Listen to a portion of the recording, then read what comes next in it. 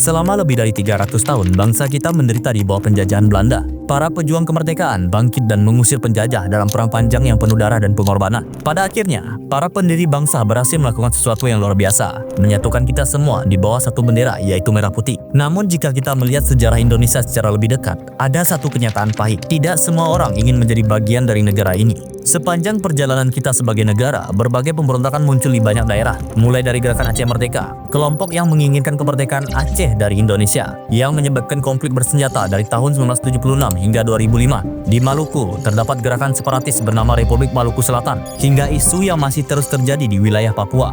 Tahun 2023, pemerintah kita mengakui pelanggaran HAM berat memang terjadi di masa lalu dan menyatakan penyesalan atas peristiwa-peristiwa tersebut. Presiden Joko Widodo akhirnya mengakui adanya pelanggaran HAM berat yang terjadi di masa lalu. Saya sebagai Kepala Negara Republik Indonesia mengakui bahwa pelanggaran hak asasi manusia yang berat memang terjadi di berbagai peristiwa. Dan untuk memahami mengapa semua ini bisa terjadi, kita harus menelusuri kembali akar dari persoalan ini, yaitu warisan kolonial Belanda.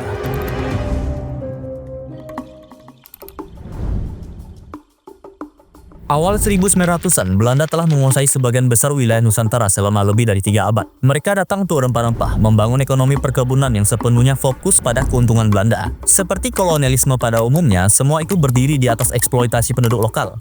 Hanya beberapa dekade, Belanda semakin memperluas wilayah kekuasaannya dengan agresif.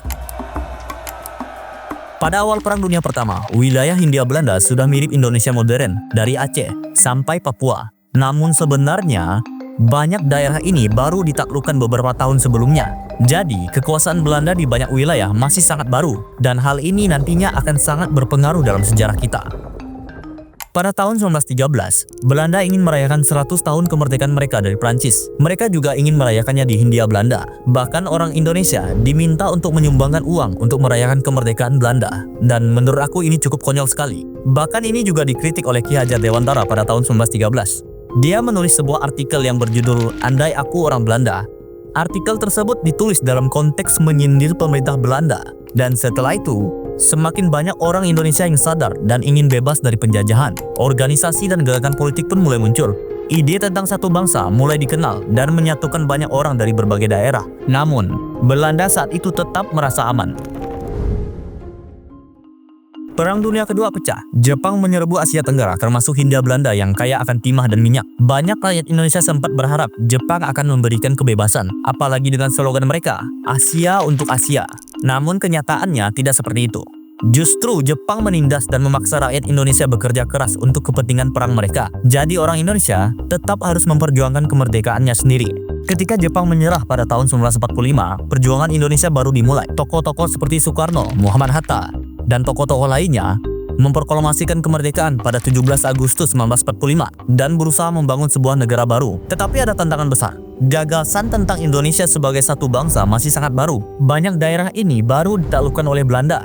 Negara ini terdiri dari ratusan suku, bekas kerajaan, dan budaya yang sangat beragam. Satu-satunya persamaan yang dimiliki semua wilayah ini adalah mereka pernah dijajah oleh Belanda. Lalu bagaimana menyatukan semua ini menjadi satu negara? Jawabannya adalah bahasa. Sejak berabad-abad, bahasa Melayu digunakan sebagai bahasa perdagangan di berbagai wilayah Nusantara. Belanda pun memakai bahasa ini sebagai alat komunikasi dengan penduduk. Karena itulah, setelah merdeka, para pendiri bangsa ini memilih bahasa Indonesia sebagai bahasa pemersatu. Mereka sadar bahwa Indonesia sangat beragam, maka untuk itu mereka menjadikan keberagaman itu sebagai kekuatan. Di lambang negara kita tertulis, Bhinneka Tunggal Ika, berbeda-beda tetapi satu. Itulah visi besar bangsa ini, mengambil semua perbedaan, suku, bahasa, dan agama, lalu menyatukan di bawah satu bendera merah putih. Belanda tentu tidak mau melepaskan Indonesia begitu saja. Setelah Perang Dunia Kedua, Belanda merasa mereka adalah pihak yang terluka. Negaranya hancur akibat Jerman, dan mereka membutuhkan sumber daya untuk membangun kembali tanah air mereka. Karena itu, Belanda berusaha merebut kembali kekuasaannya, dan terjadilah perang yang sangat keras antara 1945 sampai 1949. Perang ini memakan banyak korban di kedua pihak. Pemuda Indonesia bertempur dengan segala cara yang mereka miliki, dan Belanda melakukan berbagai operasi militer yang kemudian dianggap sebagai pelanggaran HAM. Dan bertahun-tahun kemudian, Raja Belanda menyampaikan permintaan maaf atas kekejaman tersebut. I would like to express my and repeat regret and apologies Pada masa itu, Amerika Serikat akhirnya ikut campur, bukan karena mereka peduli sepenuhnya pada kemerdekaan, tetapi karena mereka khawatir Indonesia akan jatuh ke pengaruh komunis jika perang terus berlanjut. Tekanan dari dunia internasional semakin kuat, hingga akhirnya pada tahun 1949, Belanda secara resmi mengakui kemerdekaan Indonesia. Namun sebelum pergi, Belanda masih menuntut Indonesia untuk membayar biaya perang nilainya sekitar 4,3 miliar gulden. Dan akhirnya, kemerdekaan Indonesia pun diakui. Dan pertanyaannya sekarang adalah, apakah setelah pengakuan kemerdekaan semuanya menjadi mudah? Jawabannya tentu tidak. Indonesia saat itu adalah negara baru dengan ratusan suku dan bahasa yang berbeda-beda. Tidak semua daerah langsung ingin bergabung. Muncul berbagai pemberontakan di berbagai daerah, dari Aceh hingga Maluku. Indonesia saat itu masih sangat muda, masih sangat rapuh, jadi butuh waktu untuk bisa bersatu. Tapi ada satu wilayah bekas koloni Belanda yang tidak langsung bergabung dengan Indonesia setelah kemerdekaannya. Sebuah tempat dengan alam yang luas dan kekayaan sumber daya alam yang melimpah, yaitu Papua.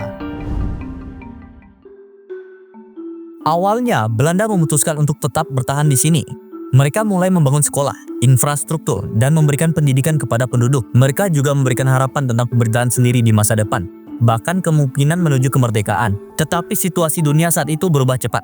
Perang dingin sedang memanas, dan Papua Barat menjadi wilayah yang sangat penting secara geopolitik dan ekonomi. Disinilah persaingan kepentingan dimulai antara janji Belanda dan keinginan Indonesia untuk menyatukan seluruh wilayah bekas Hindia Belanda. Soekarno ingin memasukkan Papua Barat sebagai bagian dari Indonesia, dan untuk itu ia mendapatkan dukungan dari Uni Soviet dan negara-negara Blok Timur.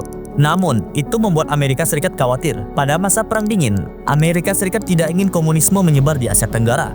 Situasi politik Indonesia lalu memanas. Jadi ketika komunisme tumbuh di Indonesia, CIA ikut campur dan Soekarno digantikan oleh Soeharto. Di awal kekuasaannya, terjadi penindasan besar terhadap orang-orang yang dicurigai komunis. Jumlah korbannya sangat banyak dan hingga kini masih menjadi catatan kelam dalam sejarah kita. Namun bagi Amerika Serikat, Soeharto adalah orang yang tepat, dan dukungan internasional terhadap Indonesia mulai mengarah ke presiden baru ini. Semua kejadian ini kemudian membuka jalan bagi keputusan penting yang akan menentukan masa depan Papua. Amerika Serikat menekan Belanda untuk benar-benar menyerahkan Papua kepada Indonesia. Sebagai solusi, dunia internasional sepakat bahwa masa depan Papua harus ditentukan oleh orang Papua sendiri lewat sebuah proses demokratis. Proses itu bernama penentuan pendapat rakyat. Secara teori, seluruh masyarakat Papua harus bisa memilih merdeka atau bisa bergabung dengan Republik Indonesia. Namun kenyataannya jauh berbeda. Alih-alih memberikan hak suara kepada semua rakyat Papua, hanya sekitar 1.000 lebih tokoh adat yang diundang. Mereka dikumpulkan di bawah pengawasan ketat militer. Di balik layar, pemerintah Indonesia di bawah kepemimpinan Soeharto memastikan hasilnya sudah ditentukan sejak awal. Dan saat pelanggaran itu terjadi, negara-negara besar hanya diam. Mereka lebih mementingkan hubungan politik dan ekonomi dengan Indonesia.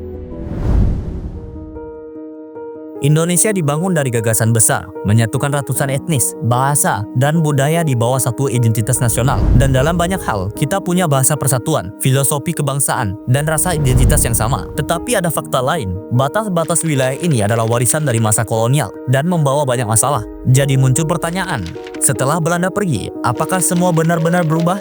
Atau justru, pola kekuasaan lama masih berlanjut, hanya dengan bentuk yang berbeda? Jika kalian suka video seperti ini, kalian bisa membantu dengan memberikan dukungan melalui Saweria yang ada di deskripsi. Setiap dukungan kalian sangat berarti dan membantu aku untuk terus membuat konten seperti ini. Terima kasih sudah menonton. Tetap tunggu konten aku selanjutnya karena masih banyak cerita dan pembahasan menarik yang ingin aku bagikan di sini. Dan akhir kata, sampai bertemu lagi di video selanjutnya.